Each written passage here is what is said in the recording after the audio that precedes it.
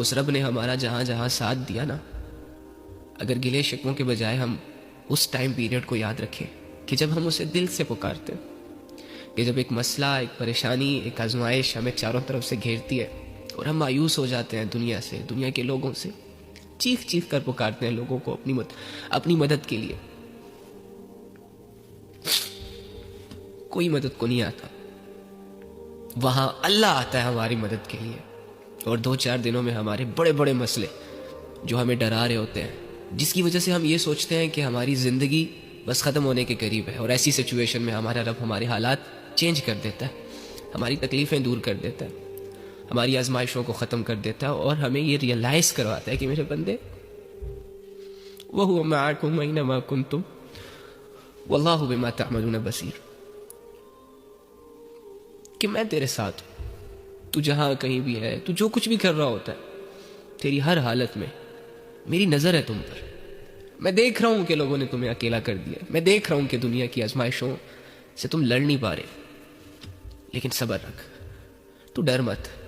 ابراہیم علیہ السلام کے لیے بھی جب آگ تیار کی جا رہی تھی نا، تو ابراہیم علیہ السلام اس آگ کو آنکھوں سے دیکھ رہے تھے، اور ابراہیم علیہ السلام کو یہ مکمل یقین ہو چکا تھا کہ ان لوگوں نے مجھے آگ میں پھینکنا ہی پھینکنا ہے، اس کے باوجود اس نے اپنے رب پر بھروسہ نہیں چھوڑا۔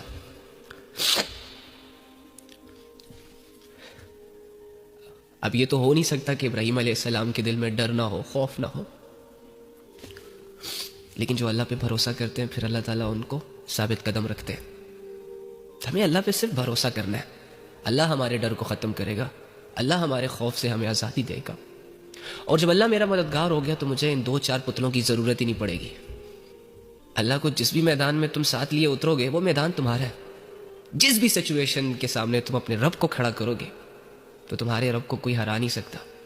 تم چپ چاپ کر کے بس اللہ کی طرف آؤ، دنیا اللہ کے بارے میں جو کہتی ہے کہنے دو، تمہارا نفس اور تمہارا شیطان تمہیں جو پٹیاں پڑھا رہا ہے پڑھانے دو، یقین تم نے صرف اللہ کا کرنا ہے کہ نا نا نا نا نا